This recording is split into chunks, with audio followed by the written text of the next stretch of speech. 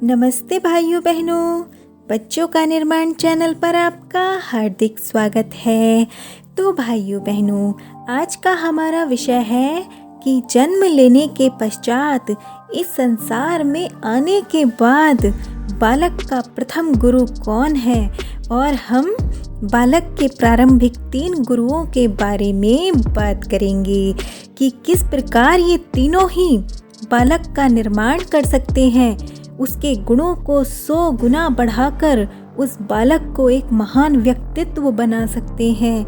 जिस प्रकार एक कुंभकार बेमोल मिट्टी को आकार देकर किसी बर्तन या पात्र का निर्माण करके उस मिट्टी के मूल्य को बढ़ा देता है, ठीक इसी प्रकार एक बालक भी उस मिट्टी के समान है जिसका निर्माण करने में प्रथमतः उसके माता पिता और दूसरे उसके गुरु या आचार्य या शिक्षक होते हैं। और यदि ये तीनों ही श्रेष्ठ हों तो बालक का संपूर्ण जीवन श्रेष्ठतम हो जाता है। तो इन तीनों में से आज हम बालक की प्रथम गुरु उसकी माता के विषय में बात करेंगे। मातृमान पितृमानाचार्यवान पुरुषो वेदा। भाइयों बहनों, यह शतपथ ब्राह्मण का वचन है। वस्तुतः जब 3 उत्तम शिक्षक अर्थात एक माता, दूसरा पिता और तीसरा आचार्य होए, तभी मनुष्य ज्ञानवान होता है। वह संतान बड़ी ही भाग्यशाली होती है जिसके माता पिता गुणी, ज्ञानी और धार्मिक विद्वान हों।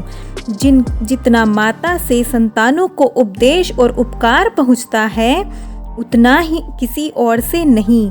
जितना प्रेम माँ बच्चे से करती है, जितना वह उसका हित कर सकती है, उतना अन्य कोई नहीं। इसलिए प्रशस्ता धार्मिकी विदुषी माता विद्यते यस्य स मातृमान। धन्य है वह माता जो गर्भधान से लेके जब तक पूरी विद्या न हो जाए तब तक सुशीलता का उपदेश करती रहे। तो किस प्रकार माता का आचरण होना चाहिए? यदि माता स्वयं संस्कारी है, विदुषी है, चरित्रवान है, सामाजिक मूल्यों को समझती है, बालक के सामने बड़ों का आदर करती है, यदि माता की भाषा शैली उत्तम है और उसके बात करने के तौर तरीकों में मधुरता है, वो धैर्य को धारण करने वाली है, तो निश्चित ही ऐसी माता एक उत्तम शिक्षक होती है। वह अपने बालक की भाषा का विकास करेगी, उसके ज्ञान में वृद्धि करेगी, सामाजिक मूल्यों का आदर करना व बड़े बुजुर्गों का आदर करना ही उसे सिखाएगी। यहाँ तक कि संस्कृति से उसका गहरा जुड़ाव रखेगी। उसे महापुरुषों की कहानियाँ सुनाकर उसे उनकी तरह बनने की प्रेरणा करेगी। वह धीरे धीरे कुछ ज्ञान उसे धर्म ग्रंथों का भी कराएगी। कुल मिलाकर बात कहने का तात्पर्य है कि यदि माता श्रेष्ठ होगी तभी वह बालक को पवित्र व श्रेष्ठ गुणों की शिक्षा उसे दे सकती है, उसकी प्रथम गुरु बन सकती है। वहीं दूसरी तरफ यदि वर्तमान समय में देखें तो स्थिति बड़ी ही विकट है। आजकल हम अपने समाज में देख रहे हैं कि किस प्रकार माता का पतन हो रहा है। ना तो सामाजिक मूल्य कहीं, ना ही चरित्र है, ना ही सभ्यता है, और परंपराओं को तो अंधविश्वास बोलकर अपमानित ही किया जा रहा है। केवल अंग प्रदर्शन और दुर्व्यसनों को आधुनिकता के नाम पर समाज में परोसा जा रहा है। तो जो भी माताएं इस प्रकार की चीज़ों में लिप्त हैं, जो स्वयं का ही निर्माण नहीं कर सकती, वो बच्चों का निर्माण किस प्रकार करेंगी, यह बड़ा ही चिंता का विषय है। खैर, आशा करते हैं कि माता निर्माता भवति जैसे महान वाक्य को आज कल की माताएं वास्तविक रूप में समझें और इसे सार्थक करें। अपने बच्चों के लिए सोचें और थोड़े गंभीर हो जाएं, क्योंकि बालक माता का पूरी तरह से अनुसरण करता है, यदि आधुनिक माँ बालक के सामने किसी से दुर्व्यवहार कर रही है तो कल के लिए वह तैयार हो जाए कि बालक भी वही आचरण अपनी माता के साथ करने वाला है, क्योंकि जैसा बोओगी वही काटोगी। अरे मेरी प्यारी माताओं बहनों, अपने भीतर की शक्ति को जगाओ, क्योंकि आप बहुत अधिक शक्तिशाली हो। यदि आप अपने वास्तविक स्वरूप को समझ जाओगी तो निसंदेह आपकी संतानों का उत्थान होगा। अरे तुम तो जननी हो, देवी स्वरूप हो, तुम निर्माता हो। जब तुम स्वयं कष्ट सहकर एक बालक को जन्म दे सकती हो तो तुम एक गुरु बनकर उस बालक को जीवन जीने की शिक्षा भी दे सकती हो।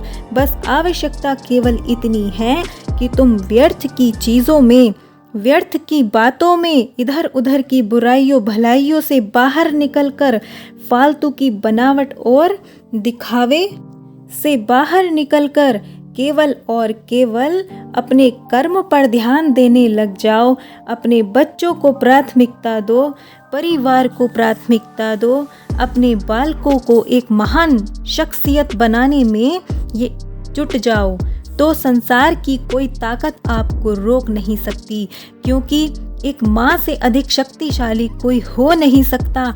यदि तुमने संकल्प लिया है कि मेरी संतान भगवान राम जैसी हो, कृष्ण जैसी हो, तो विश्वास मानिए आप में वो क्षमता है, वो शक्ति है कि आपकी संतान उन्हीं श्रेष्ठ गुणों को धारण करेगी जैसी भी शिक्षा आप देना चाहती हैं। बस शर्त केवल इतनी है कि निरंतर प्रयास करती रहें, संकल्प शक्ति बढ़ाएं और वर्तमान समाज की कुरीतियों और दुर्व्यसनों से दूर रहें। अरे माता का स्थान तो जगदम्बा का होता है। हे माता, तू शक्ति है, तू दुर्गा है, तू काली है। स्वयं को पहचान, तू केवल देह मात्र नहीं है। तुझे दिखावे के लिए सजने संवरने की भी आवश्यकता नहीं है। तू ईश्वर की सबसे सुंदर और पवित्र रचना है। तू अपना सारा ध्यान दुनिया से हटाकर अपनी संतान के निर्माण पर लगा दे। जब तेरी दी हुई शिक्षाओं से एक बालक संसार में तेरा गौरव बढ़ाएगा, तब देखना कि तेरे मुखमंडल पर भीतर से जो चमक, जो तेज उत्पन्न होगा, उसके सामने सारा संसार नतमस्तक हो जाएगा। इसलिए मैं सभी माताओं से यही कहना चाहती हूँ कि आप सबसे महान हो, सबसे शक्तिशाली हो। कृपया अपने बच्चों पर ध्यान दें। इतिहास में उदाहरण भी हैं। माता मदालसा, माता कौशल्या जैसी विदुषी माएँ हुई हैं, उनके समान बनो। तो भाइयों बहनों, आज के वीडियो में इतना ही। अगले वीडियो में पिता के कर्तव्यों पर कुछ विचार विमर्श करेंगे। कृपया आप चैनल को ज़रूर सब्सक्राइब कर लें। मिलते हैं अगले वीडियो में। धन्यवाद। आप सभी का दिन शुभ हो।